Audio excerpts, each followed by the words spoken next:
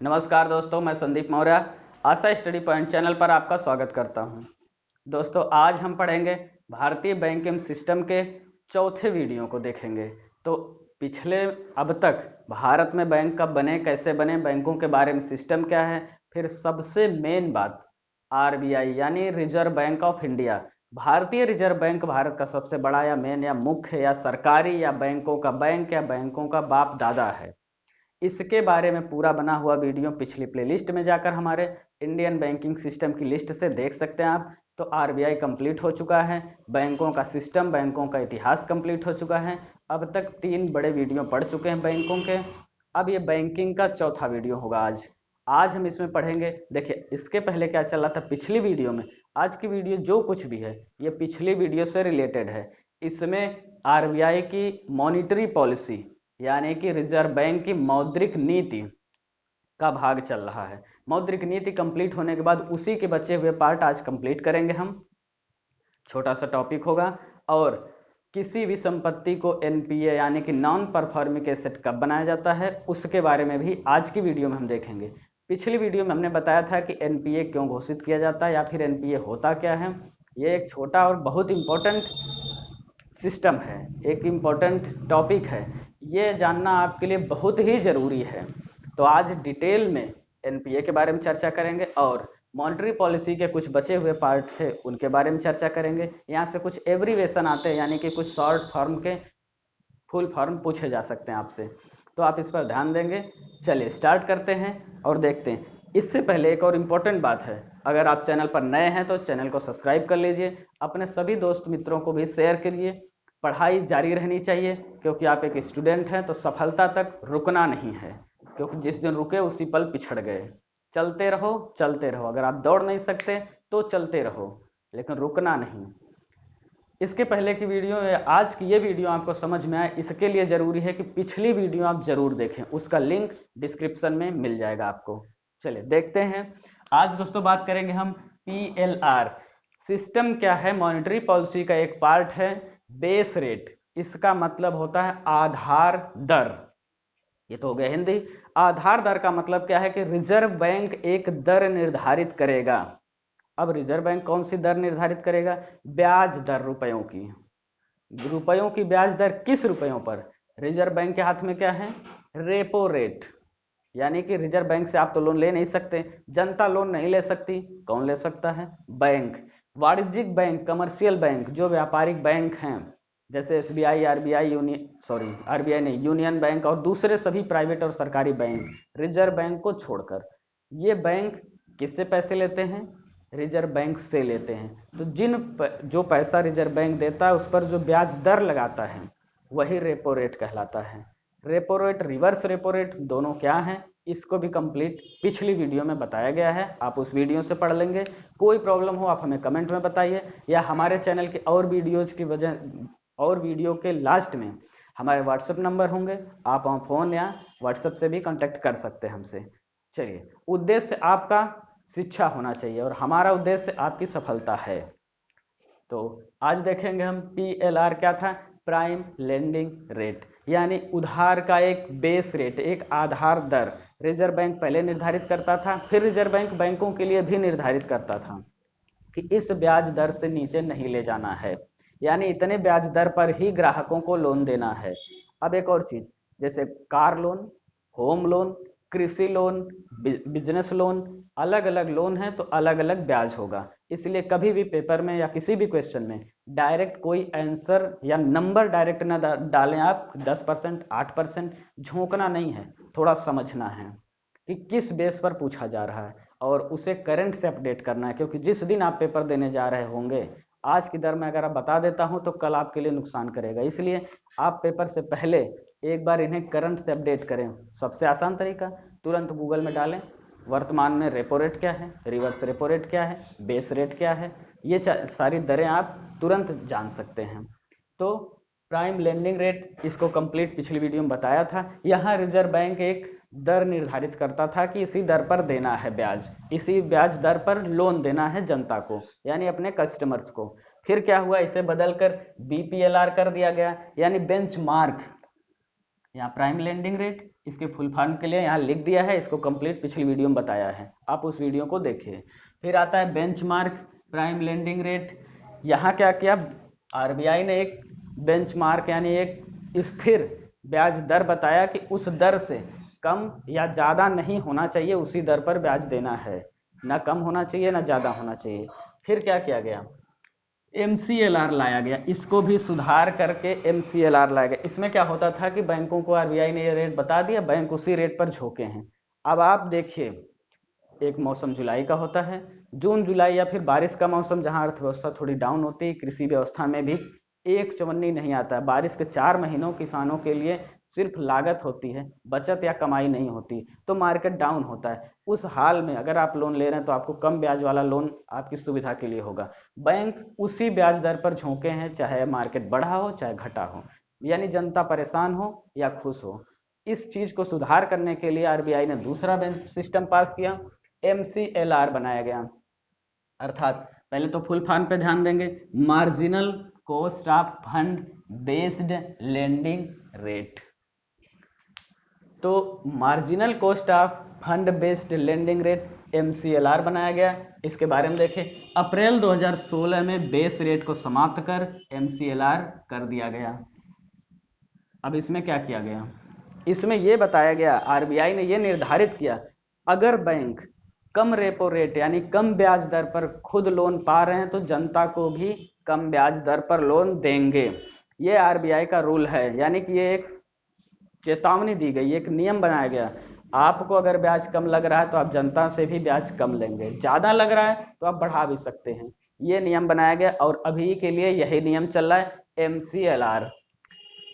तो इसमें यही निर्धारित किया गया कि रेपो रेट के हिसाब से जनता के लोन का ब्याज निर्धारित किया जाएगा। उम्मीद है आपको समझ में आया होगा।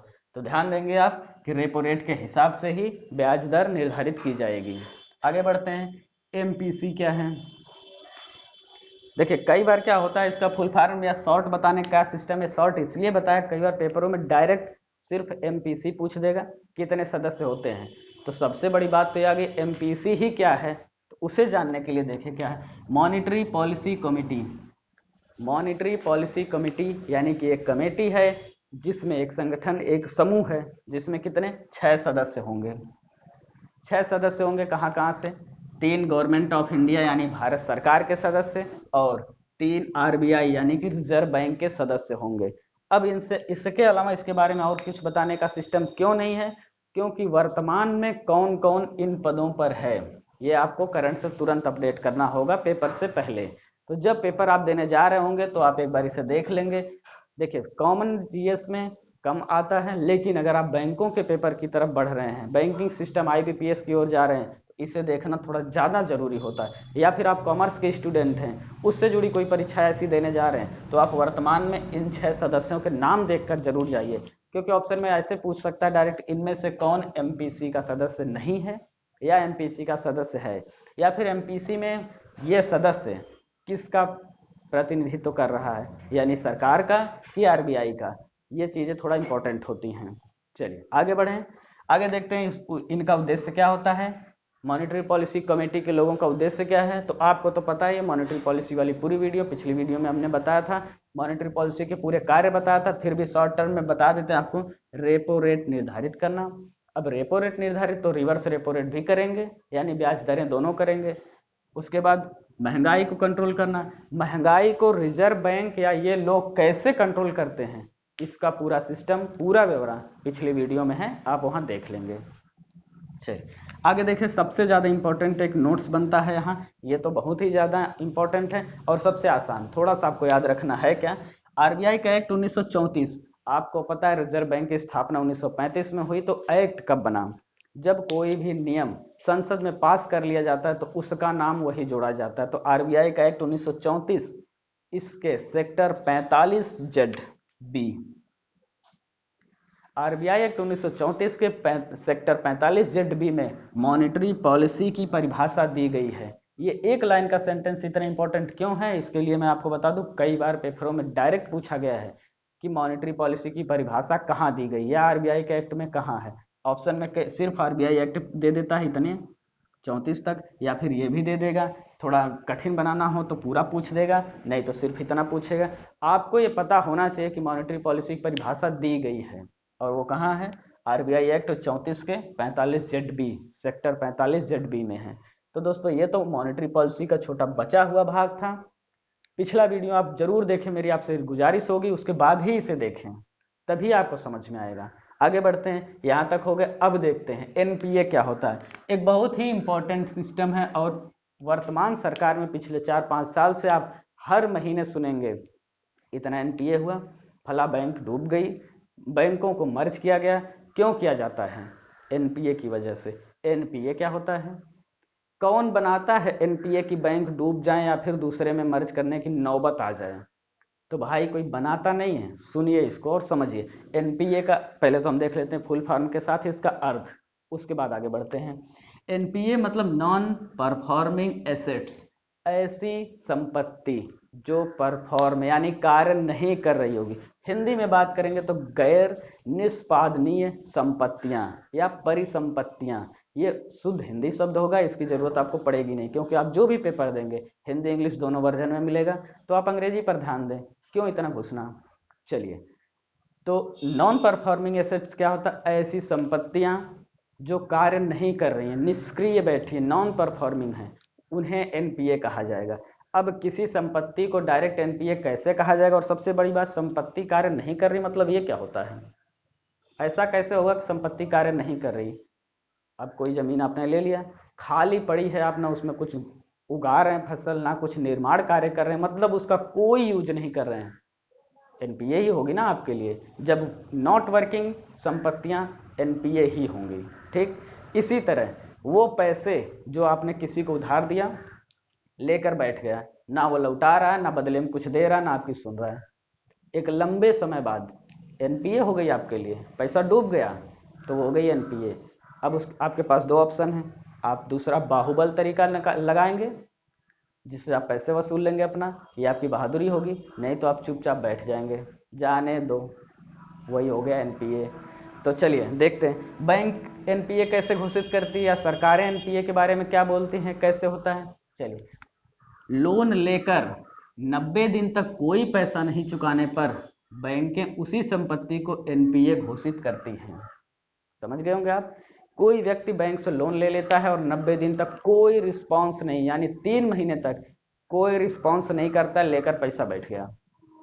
बिजनेस कर रहा है कि नहीं वो तो नहीं पता, लेकिन बैंक की तरफ झांका नहीं, लेकर पैसा बैठ गया, ना कोई किस्तें दे रहा, ना ब्याज, ना कोई सूचना, ना कोई सिस्टम, ना कहना सुनना, लेकर बैठ गया 90 दिन तक। अब बैंक क्या करेगी? उसे एनपीए घोषित करेगी। लेकिन इसका मतलब ये थोड़ी हो गया एनपीए घोषित किया और बैंक चुपचाप बैठ गई, सारा पैसा उसका हो गया। ना मुन्ना, ऐसी कोई नौबत नहीं है। बैंकें आपके घर तक आएंगी और बाहुबल पुलिस प्रशासन आएगा, उठा के ले जाएगा। ये इस बात पे डिपेंड करता है कि आपकी औकात कितनी है और आप हैं कौन, आपका बिजनेस है, आपका लोन कितना है। लोन जितना बड़ा उतने ज़्यादा सिक्योर आप। चलिए देखते हैं सिस्टम क्या होता है।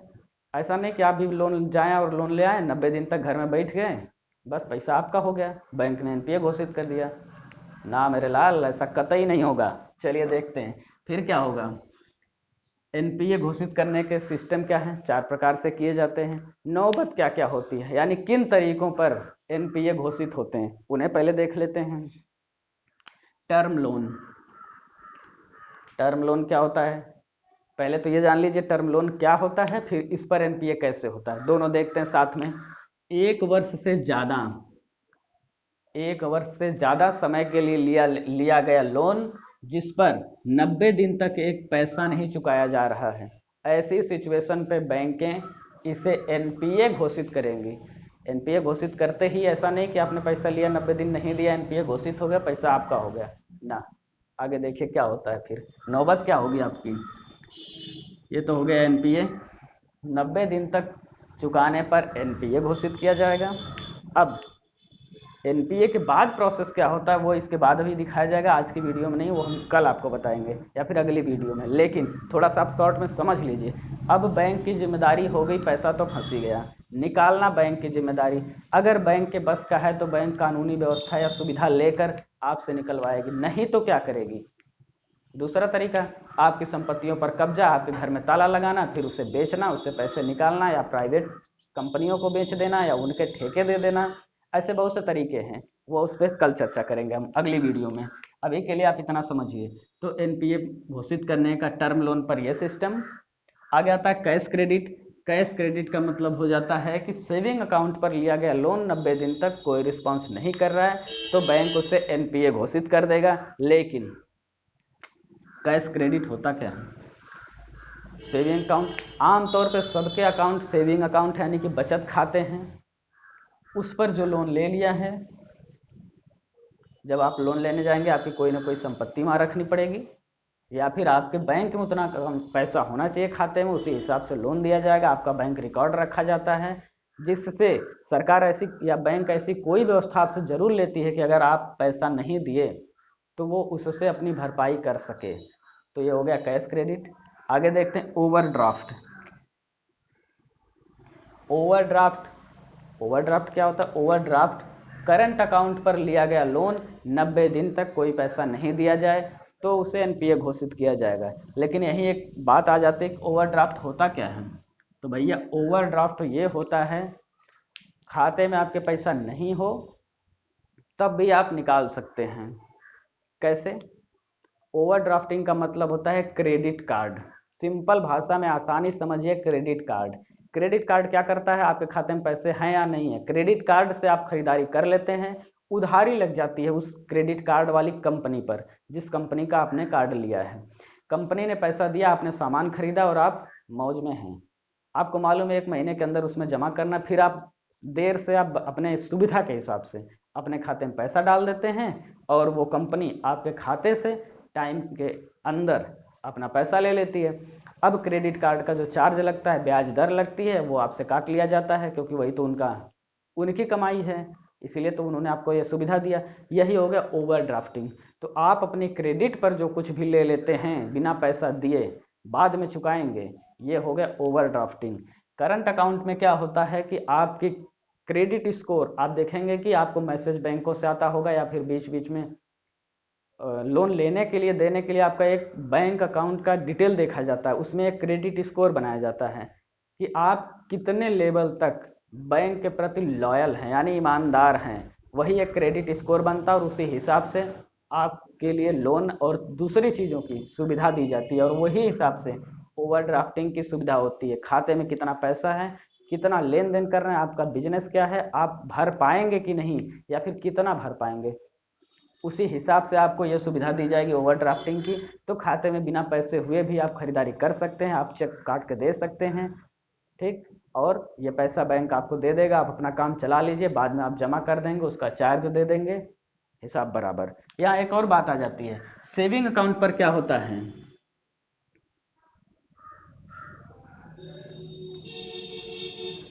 ब्याज मिलता है। सिंपल तौर पर आप एक बचत खाता खोलते हैं तो 4,000 रुपये डाल देते हैं, साल 2 साल चुप रहते हैं, कुछ पैसे बढ़ जाते हैं, वही क्या कहलाता है? ब्याज। वही ब्याज बढ़कर जो मिल रहा है वही आपका सेविंग अकाउंट की वजह से मिल रहा है कि आपके पैसे को बैंक ने व्यापार में प्रयोग किया, उसने अपनी कमाई में से थोड़ा सा आपको भी बढ़ा कर दिया जिससे आपको अच्छा लगा, यानी आपका भी फायदा हुआ कि आपने इतने पैसे बैंक में रखे। लेकिन करंट अकाउंट पे क्या होगा? सुविधाएं ज़्यादा हैं। यहाँ क्या होता है, यहाँ बैंक आपसे चार्ज लेता है यानी कि फीस लेगा।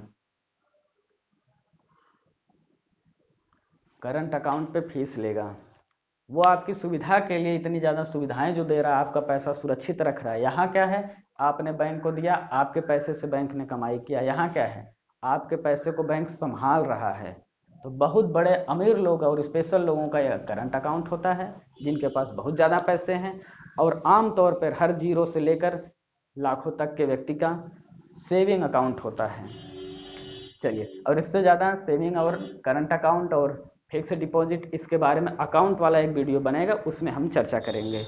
तो ये हो गया करंट अकाउंट पर चार्ज लगता है और इस पर ब्याज मिलता है। आगे बात करते हैं बिल डिस्काउंट। बिल डिस्काउंट क्या होता है उसे जान लेते हैं। बिल डिस्काउंट ये होता है कि आप अगर किसी बैंक के परमानेंट कस्टमर हैं, आपका क्रेडिट स्कोर अच्छा है, तो वहाँ क्या होगा, एक लोन आपने ले रखा है, उस पर ब्याज दर जो भी लग रही है वो चल रही है, दूसरा एक और लोन लेना चाहते हैं तो आपके क्रेडिट स्कोर के हिसाब से ब्याज दर कम करी जा सकती है, या फिर आपकी किस्तें बढ़ाई जा सकती। आमतौर पे सभी ग्राहकों की अपेक्षा आपको थोड़ा ज़्यादा सहूलियत या सुविधा दी जाएगी, उसे ही बिल डिस्काउंट कहते हैं। दूसरी भाषा में, हम तो पढ़ रहे हैं एनपीए, तो पहले बिल डिस्काउंट देखिए।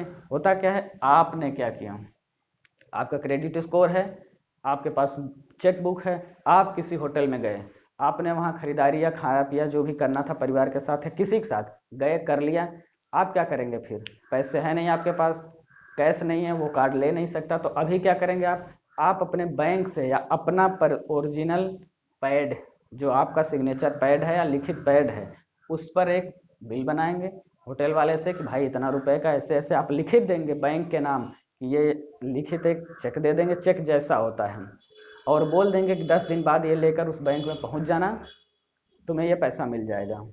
बात खत्म हो गई, आप चले आए, वही बिल डिस्काउंट होता। अब बैंक वाले का काम हो गया, 100 रुपये खरीदा आपने, मान लीजिए खाया, आपने 100 की बिल उसको दे दिया, उस पर लिख के आप चले आए बैंक। अब होटल वाले का क्या सिस्टम है, 10 दिन इंतजार करे होटल, उसके बाद 11वें दिन होटल वाला पहुंचे बैंक, तो उससे 100 रुपये मिल जाएंगे। दूसरा ऑप्शन क्या है, 10 दिन इंतजार नहीं कर सकता क्योंकि उसके पैसे फंसे हैं, उसको ज़रूरत है, तब वो पहुंच जाएगा। मान लो 7वें दिन पहुंच गया बैंक, 3 दिन पहले पहुंच गए, जैसे ही 3 दिन पहले पहुंचता है, अब भाई होटल वाले को तो चाहिए 100 रुपये, अगर बैंक ने इसे 100 रुपया दिया, वहाँ क्या है, बैंक के लिए कागज पर लिखा 10 है, तो उसको 10 दिन इंतजार करना चाहिए, तो आपसे वो 10 दिन का चार्ज बाद मिलेगा। यहाँ क्या हुआ, 3 दिन पहले पैसा देना है, होटल वाला गया बोला हमको पैसा चाहिए भैया, बात खत्म, हम इंतजार नहीं कर पाएंगे, पहुँच गए, बैंक ने इनसे भी कुछ चार्ज काटा और आप पे फाइन मारेगा। 10 दिन का पेमेंट था, 3 दिन पहले देना पड़ा, तो समय से पूर्व जो भुगतान बैंक करेगा उस पर चार्ज लेगा, और ऐसी सिचुएशन में भी वही जो बकाया राशि आपकी बनती जाएगी, और 90 दिन तक अगर आप कोई रिस्पॉन्स नहीं करते हैं तो उसे एनपीए घोषित किया जाता है। आगे बात कर लेते हैं फार्मर लोन्स, यानी कृषि या किसानों के लिए जो लोन दिया जाता है उसे एनपीए कैसे घोषित किया जाता है, देखते हैं। किसानों के 2 तरह के लोन होते हैं, शॉर्ट टर्म, लॉन्ग टर्म। अब देखिए, किसानों का सिस्टम क्या होता है, वर्ष से नहीं होता है, फसलों से होता है, तो भाई फसल उगेगी, कमाई होगी, तभी तो पैसा चुकाएंगे, और फसलों के लिए ही तो वो लोन लेते हैं। शॉर्ट टर्म लोन का मतलब क्या होता है, देख लेते हैं। 1 वर्ष के अंदर कटाई करने वाली फसलें, ऐसी फसलें जिनको बोकर काटने या कंप्लीट हो जाने में 1 वर्ष के अंदर का या उससे कम का समय लगता है, वो शॉर्ट टर्म क्रॉप यानी शॉर्ट टर्म फसलें कहलाती हैं। और इस पर जो लोन लिया जाता है, 90 दिन तक कोई रिस्पॉन्स नहीं होगा तो एनपीए नहीं होगा। तब एनपीए कैसे घोषित होगा, यहाँ 90 दिन वाला नियम नहीं चल रहा है। यहाँ क्या होगा, ड्यू डेट, यानी मान लीजिए आपने जनवरी में लिया और आपको डेट दे दी गई कि अगली जनवरी को आपको पेमेंट करना है, तो 1 साल के अंदर फसल आपकी कंप्लीट है तो शॉर्ट टर्म लोन बना है।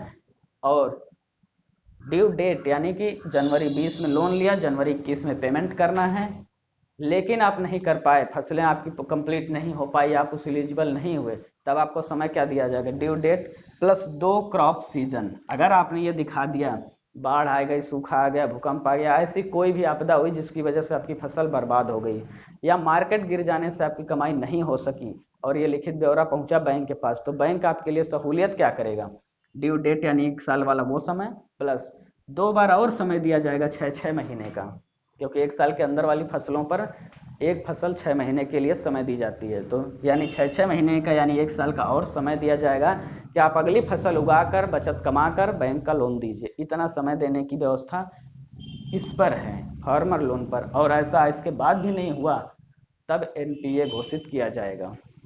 आगे बढ़ते हैं, लॉन्ग टर्म का सिस्टम क्या है, सिस्टम वही है, थोड़ा सा बढ़ गया मामला। अब ऐसी फसलें जो 1 साल से ज़्यादा का समय ले लेती हैं, तो 1 साल से ज़्यादा का समय लेने वाली फसलों पर लॉन्ग टर्म लोन मिलता है, और इस पर सहूलियत क्या होगी, ड्यू डेट प्लस 1 फसल कटाई, यानी कि एक साल का अगर ये समय हो गया, ड्यू डेट प्लस एक और फसल बोकर काटने तक का समय दिया जाएगा, उसको पूरा करके आप अपना लोन चुका दीजिए। तो दोस्तों, ये तो था एनपीए घोषित होने का सिस्टम, किन किन संपत्तियों पर, किन मुद्दे पर एनपीए घोषित होता है। अब अगली वीडियो में हम देखेंगे कि एनपीए किन मुद्दों पर नहीं लागू होता है, या कहाँ एनपीए लागू ही नहीं होता, और अगर एनपीए लग गया या एनपीए घोषित हो गई कोई संपत्ति, मान लो 10 करोड़ का लोन है, एनपीए घोषित हो गया, ठीक, बैंक पैसा नहीं लेगी मान लेते हैं, लेकिन वो 10 करोड़ जाएगा कहाँ? क्या वो कस्टमर का हो गया? तब तो ऐसे बहुत मौज है, सभी लोग लोन लें और पैसे ना दें, एनपीए घोषित हो जाए, मौज करें। तो ऐसा बिल्कुल नहीं। फिर उसका क्या प्रोसेस है, कैसे, वो हम अगली वीडियो में मिलते हैं आपसे। तब तक के लिए धन्यवाद, और हमारा उद्देश्य आपकी सफलता है।